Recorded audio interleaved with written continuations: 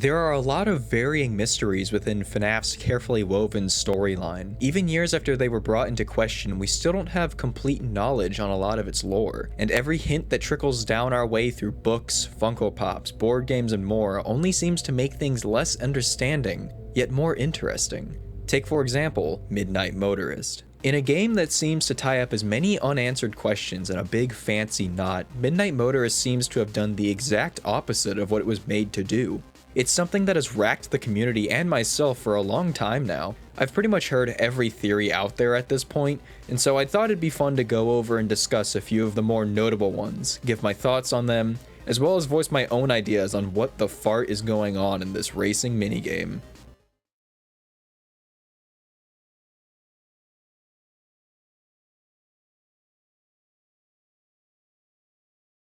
You already know how long this is going to take, so let's skip the recap and go straight into it. Already the minigame raises some questions. Who is the yellow man? Who is the green man? What is Junior's? Who is man sitting? And what are these footprints? I think it's best we should attempt to answer those questions in that order. There are a few characters that come to mind when seeing this yellow man, the most notable being William Afton. It has already been shown in the Take Cake minigame from FNAF 2 that he drives a similar looking mobile. This would then make this building the Afton household, which it already resembles the house we see in the distance of the FNAF 4 title screen. Another tidbit regarding this minigame is its codename revealed in the game files to be titled Later That Night. Of course, that title quickly connects the minigame to the Security Puppets minigame. It could not be a coincidence that both minigames take place on a night that is pouring rain, even using the same sound effects and all. This would hint at Afton, after having murdered Charlotte and, as noted by the tire tracks, barreling back home after the incident, which we see in Midnight Motorist. However, the biggest hole in the theory that Afton is the yellow man is, well, the fact that the man is yellow. We have never seen William portrayed as anything besides a dingy purple, let alone the complete opposite color. There would have to be a reason for this design change if this is truly William Afton. This color change leads into a few other identities for this character, the next obvious choice being Henry Emily. Because this sprite is the direct opposite color to purple, it's natural to assume that this is supposed to be Henry opposed to Afton. Henry did indeed live near the woods in the Silver Eyes, and so the house's portrayal of being sat in the clearing of a large forest may hint at some sort of connection. The term Later That Night may then show the opposite events as well, Henry coming home after failing to find his missing daughter. Unfortunately, that's about everything that does point towards him being the sprite in the minigame, as everything else we see doesn't line up at all. We know that the FNAF 4 house is unmistakably the Afton household because of Foxy Bro being Michael Afton, and the existence of the 1983 Easter egg found in the private room of Sister Location. Not only this, but the novel trilogy shows Henry having owned a two-story house, with Charlotte's room being on the second floor, thus eliminating the idea that Mangle's bedroom belongs to Charlotte. And if you think that this is simply something interchangeable between the canons, I would go watch the theory before this one since I explained that in much better detail.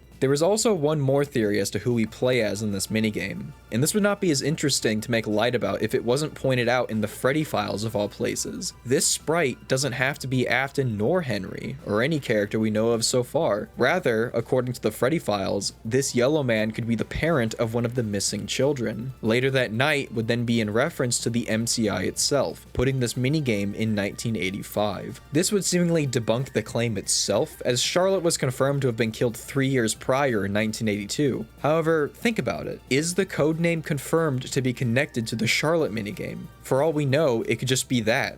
A name, something that doesn't connect to a different minigame, but rather a different plot point, the MCI. It sounds very compelling, but it's more of a thought experiment than something I believe to really be the case. For a final game trying to show us everything it can, why would we need to know about what an unnamed parent involved in the MCI got up to after the fact? Unless such a character ended up becoming important later on, but we never hear of or see one in the rest of the series. It just seems like something not worth being shared, especially in such great detail, though its reference in official media is still interesting to me. All in all, it seems as though the yellow man can only be Henry Henry or William, and we can apply this to help figure out further mysteries about the minigame, as well as find more evidence supporting either's identity of the sprite. And this is where we turn our attention to the most controversial bunch of squares in the series. On the face of it, Junior seems to be a strange inclusion similarly to the idea of Yellow Parent. It doesn't look like it has much importance, and the theories that I've seen about it range from mild to earth-shattering. To start off, the observation most people make at first glance is that Junior's is simply a bar. The name, the size, its location in the woods make it seem like it's a small bar and grill for locals in the area. This is amplified by the man standing in front of it, who denies you access if you try to go past them. The green man's text implying that the yellow man has been kicked out or even banned from the building gives off the idea that our character is a disgusting alcoholic. Somebody like William or Henry could easily be an addict, one of whom may be having a problem bad enough to cause violent hatred towards minors. Another theory I'm sure you've heard through MatPat is that Junior's is actually a representation of the FNaF 2 pizzeria, putting Midnight Motorist in 1987. I'm leading into this idea first just to quickly debunk it. This cannot be true. If the minigame is still connected to the Charlotte minigame, it goes against the established date of Charlotte's death, which was in 1982. This would also not be possible because of the Give Gifts Give Life minigame from FNaF 2, the puppet having already existed and possessed by Charlotte prior to 1987. Even if Charlotte's minigame wasn't a prequel to Midnight Motorist, it still wouldn't make sense if Junior's was FNaF 2. Also, the fact that it's labeled Junior's to symbolize it as a junior location to the original Freddy's doesn't make much sense either. FNaF 2's location was never meant to be a second location running parallel to the original Freddy's. It's a reopening after the original closed from the MCI. Not to mention that this junior location is much bigger and more expensive than the last location, making it anything but a light version of the previous restaurant. The toy animatronics don't coexist with the Wizards a la Fredbear and Friends. Speaking of Fredbears, the possibility that it is the location Junior's is representing is an interesting one as well. On the surface, it doesn't seem plausible, but let's look at the facts. Firstly, how would this scene tie into Charlotte's minigame? We see how Charlotte's murder was carried out, which according to the Silver Eyes depiction of it happened at Fredbear's in late 1982, which would put Midnight Motorist in the same night, also in 1982. It would then be safe to assume that Green Man is keeping William out of the building because of the murder that just happened earlier. Take note that Junior's is a small red building with a brown roof. This isn't very common knowledge, but there is actually another building with almost that exact same description, the Silver Eyes version of Fredbear's. Single story, dark roof, and a red coat of paint. And its description further contains a very interesting detail about it. It hints at Fredbear's possibly being a bar itself.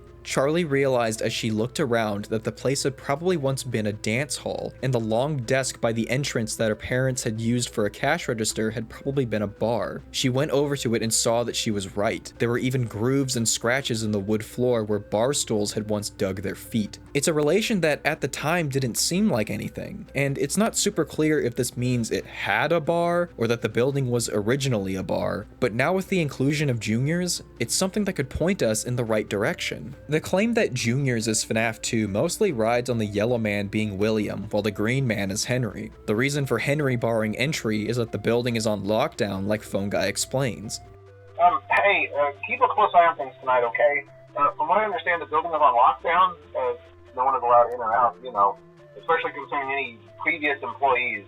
As well as the fact that there are wanted posters on the side of the building. But going off of what we just established, there'd be no crime for these posters to exist for yet. In all likelihood, these are posters of Fredbear on the side of Fredbear's family diner. They even share the lack of ears the character was portrayed with as the plushie in FNaF 4. I could see why these connections may be overlooked or seen as too wonky to use for anything, but we actually have more evidence that this building is indeed Fredbear's, and that is the map itself. Here is the map of the secret area of the minigame. Now here is the map of the neighborhood from FNaF 4. What do they have to do with each other? It turns out they're the same map. A house on the far left with a road leading to a restaurant not far from it. This 100% confirms 3 things. That this is Fredbear's diner, this is William Afton, and this is his house. Which of course leads into our remaining questions regarding Sitting Man and what happened in the backyard. 2 sets of footprints, one trailing off to that place again, and a much larger animalistic pair standing beside it. Now we can rule out the theory of this being Afton luring someone away as Spring Bonnie, not only with the conclusions we made earlier, but as well as the fact that it'd be a death sentence to wear a spring suit in pouring rain. There's also no similar trail of the larger footprints, which shows that these two didn't go away together, rather that this was something that was standing guard outside the house. And obviously it can't be something that can teleport like Golden Freddy if these are the first events of the timeline. Whatever this thing was had no paranormality to it whatsoever. So why was this creature straight out of Five Nights at Freddy's stationed in the backyard? Well, we learned from the minigame that the Yellow Man has a bit of a problem with another tenant in the house, someone who locks his door and has a tendency of sneaking out to that place again. I believe it became such a problem that someone like William Afton would answer in such a way as placing an animatronic scarecrow down to block the runaway's path. Then who is the runaway in question? Given that they are likely one of Afton's children, minus Elizabeth based off the specific pronoun, it can only either be Michael Afton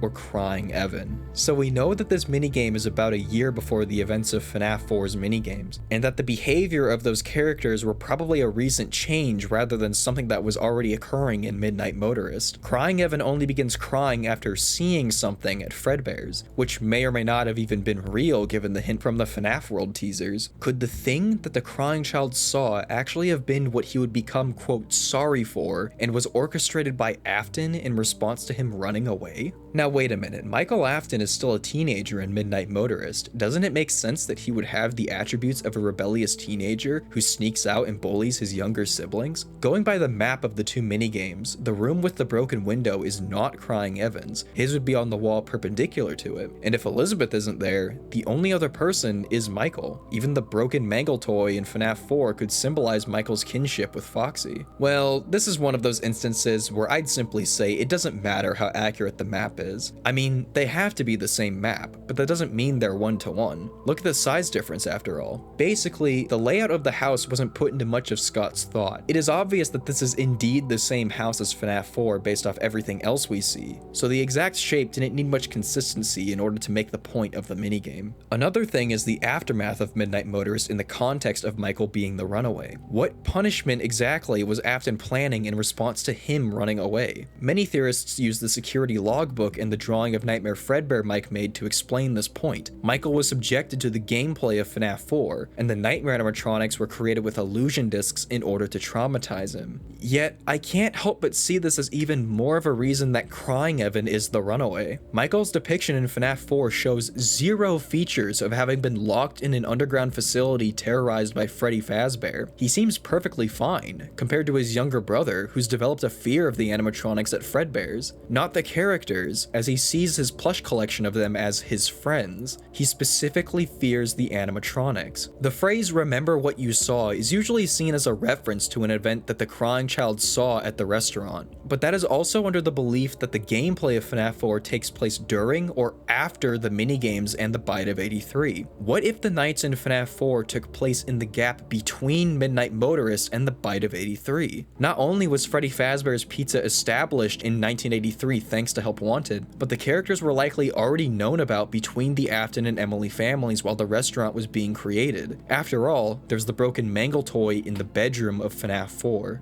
As explained in my last theory video, the nightmares function the same as the twisted animatronics in that their illusion discs make them be perceived how people want to see them. Unless FNAF 4 takes place after the bite, which is impossible because of the height differences, Michael Afton could not have been who we play as in that game. Prior to the Bite of 83, he had no fear of the animatronics, unlike his little brother, who he would scare daily up until that point. What is seen in the shadows is easily misunderstood in the mind of a child, could be about anything the crying child goes through during the bite minigames. Being jump scared by his masked brother similarly to Nightmare Foxy's gimmick, being chased by employees wearing the suits themselves, and even possibly seeing the purple guy Easter egg and misunderstanding that the employee was being stuffed. The bullying had started before the bite minigames, hence Michael knowing that crying Evan hates Fredbears, so it's not a stretch to assume everything we see besides the bite itself were things he was experiencing for months. As for what the drawing in the logbook means, I see it as something much less groundbreaking. Mike draws this on the page discussing dreams. I think that's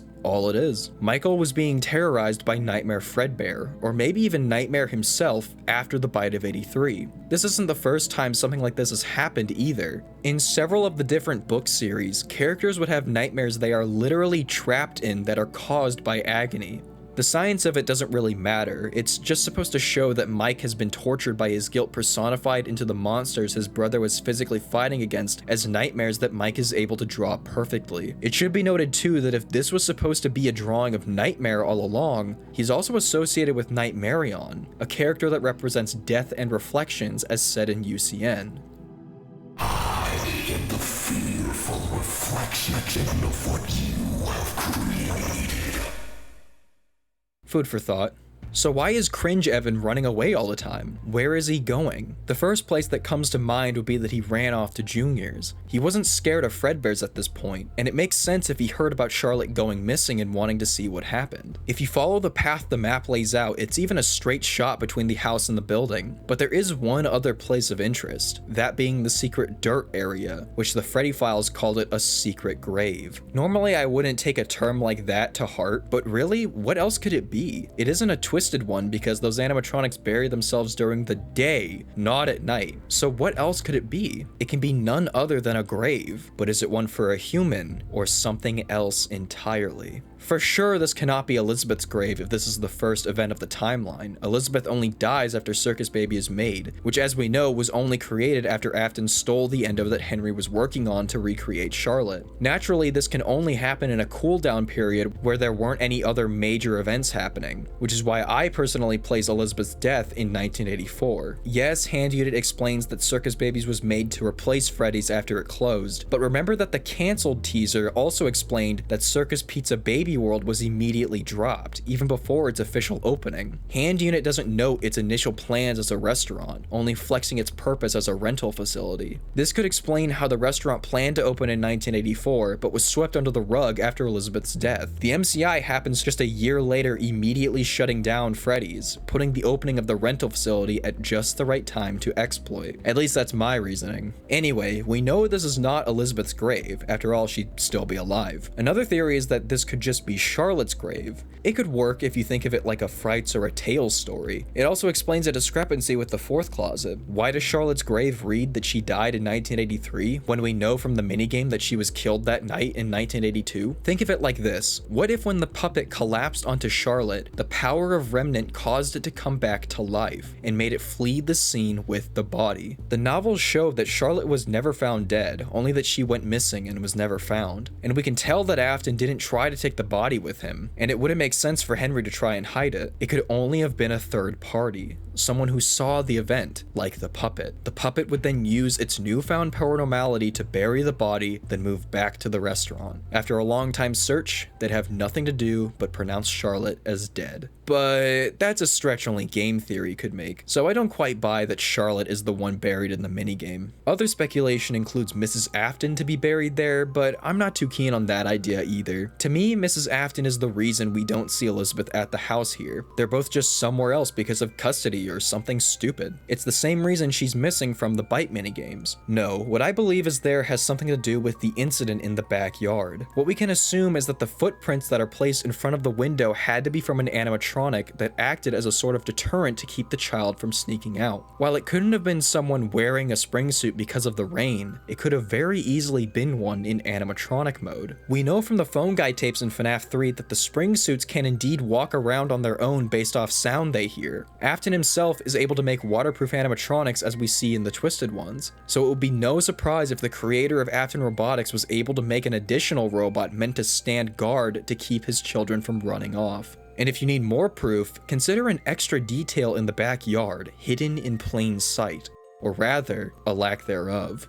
The broken window's glass isn't there, meaning if it didn't fall outside from someone getting out, it's still inside the house from someone getting in. This is what the animatronic Scarecrow relates to. If Crying Evan had attempted to leave through the window, the Scarecrow would grab and throw him back into his room, shattering the glass inside. There was obviously some kind of conflict that happened in the backyard, as well as there being an animatronic present that night, hinted by the footprints still being there because of the rain mixing with mud. And even though it seems impossible given all we know about this series, the Crying Evan had to have come out on top against the Scarecrow. Now, even I'm skeptical of this theory. In fact, I only believe it because of the lack of explanation for anything else in this confusing minigame. But while rereading and researching the theories I had heard time and time again, I couldn't help but start to play devil's advocate. A child winning a fight against an animatronic is not a new concept. After all, Gregory is able to destroy much stronger versions in Security Breach. As weird as it is, it's actually a plausible idea. Which ties back into the grave. If nobody else is in it, the only conclusion is that it's the remnants of the Scarecrow animatronic the crying child beat. It's pretty obvious he and Afton do not have a good relationship, more damning that the sitting man tells you to leave the kid alone. Even though he had just fought a giant animatronic, he still fought his dad's animatronic, and only assumed there would be consequences if Afton ever found out, as evident by his reaction to finding the aftermath of the fight itself. We actually see a similar situation in the fourth closet with Baby. Both Elizabeth and Crying Evan continued to obey William even if they hated him simply because of the manipulative power he had over them. It's a problem Afton has with all his kids, besides Michael, of course.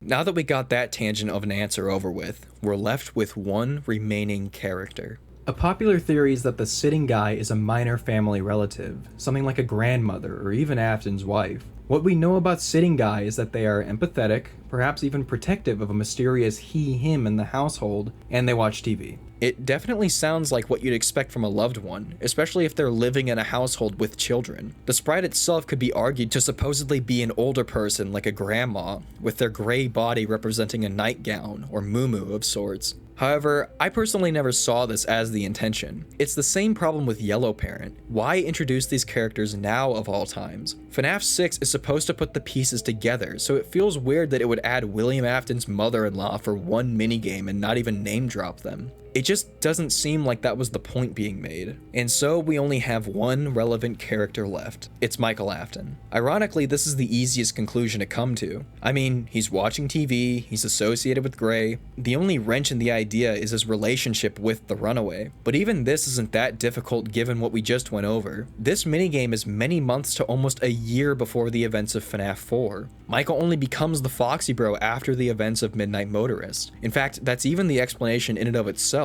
Foxy Bro is a part of Afton's plan to make Crying Evan sorry. He's actually the catalyst of it. And if you don't believe that, stop and think about Michael's character and who he is. All Michael ever wanted was to be respected by his own father. He's willing to go to cider location, risk his life several nights in a row, just because Afton told him to free Elizabeth. I put her back together, just like you asked me to. As the sitting guy, his dialogue is barely commanding. He's not trying to argue with Afton, just trying to persuade him out of pity for his brother. This would make sense if divorce theory is canon. He's a tween older brother of two siblings stuck with a neglectful father who's shown to be verbally and physically abusive with his children. It's realistic for someone like Michael to be depressed trying to both please his father as well as protect his siblings. Given that Afton is shown to be very crafty and manipulative, it would be even easier for him to get Michael to follow with his plan. To Michael, Afton wants him to scare his brother so he stops sneaking out to the restaurant. He must know about Crying Evan constantly ditching home, so to him it's a net positive. Crying Evan stops sneaking out at night and their father stays happy. But he has no idea that his pranks are going towards psychologically creating the nightmare animatronics, which Afton places Crying Evan against for multiple nights for several hours, using the Afton Robotics patented illusion discs. Unbeknownst to Michael, his brother's fear of the animatronics escalates to the point we see in FNAF 4, where he is constantly crying and falls to the fetal position from a simple TV jump scare. Michael doesn't understand how his little brother, who used to have no problem jumping out in the dead of night and running around unsupervised, became so sensitive so quickly, and at some point, it starts to annoy him. and his pranks start to shift from being something his dad told him to do to being cathartic for him. He began to enjoy taking his stress out on scaring his little brother, and it causes him to take it further every time. Michael locks him in his room, something crying always did so their father couldn't catch him sneaking out. He locks him in the maintenance room, knowing he was scared of the robot specifically. And then finally, he forces him up in front of the thing he hates most, and accidentally causes his death. But then you're probably wondering what the point of the Fredbear plush was. It's shown in the private room that it's a surveillance item Afton uses to talk with crying Evan. Surely Afton wouldn't want Michael overdoing the bullying like he was. He would have stopped him, right? And yet, this is the same person who placed one of his children in an underground hellscape of his design in order to observe him. It's more suspicious when you think that he wasn't even bothered enough to monitor him in person, instead threw a bugged stuffed animal backseat gaming for him. Remember in the fourth closet, we see this exact same behavior from Afton, using Elizabeth's death in order to study her rebirth as Circus Baby. With all of that being said, here is my own theory on the events of Midnight Motorist. It's the night of Charlotte Emily's death. William Afton is just now driving home after disappearing for hours. His partner Henry had already called him about putting the restaurant on lockdown, barring anyone from leaving or entering while they search for his daughter. Afton was already gone from the building before anyone noticed Charlotte was missing, giving him a perfect alibi. He then arrives home to his disheveled family, his oldest glued to the TV, while his youngest son had seemingly locked his door, again. Still stressed after what he'd just done, Afton attempts to get in through the back window, only to find the ruins of a fight his child somehow survived against the animatronic he'd poised in front of his room to watch him at all times. Despite the efforts to keep him inside, as evident by the broken window, the child took down the scarecrow and ran off with it, likely in an attempt to dispose of its body without anyone noticing. At this point, Afton had snapped. He was sick of having to keep his own family from getting out of his house. He figured his son wasn't scared of anything. He needed something scarier than the guard bot, more flexible so it could never lose a fight, something that would put the child in his place. He began to turn purple just thinking about it. And that's when he goes back to his oldest, Michael. Afton could tell Michael had no purpose and wanted nothing but his respect as his child, and he decided to use that to his advantage. Michael, I need you to start jump scaring your little brother. What? But father, why? You know how that child is, constantly running away without a care in the world. We can't always be there to make sure he stays safe. I think he needs to learn some discipline, and that's where you come in. Please, do it for your dear old father. Okay. These events would then be followed by what we see in FNaF 4, Afton having completed his illusion discs and observation areas, placing his child in the midst of a nightmare in order to make him terrorized. This goes on into the minigames following the Bite of 83, where crying Evan had been reduced to a sobbing, terrified mess, always fearing the monsters were coming after him. At this point, Michael, who's been doing his part in pranking his brother all this time, has gone on a power trip of his own, causing his pranks to evolve into more dangerous territories, until the day of the child's birthday, where he takes the joke one step too far. Phew, is the video over now? That felt way too long of a tangent to explain a minigame you play for 2 minutes. But you know, that's what I love about this series and the way it presents multiple different outlooks on its story and gives you stuff to think about. And even if you don't agree with my own explanation, that's perfectly fine. In fact, you're free to discuss your own thoughts in the comments down below, or heck, make your own video on it. But in the end, I want to thank you all again for watching, and I'll see you in the next vid.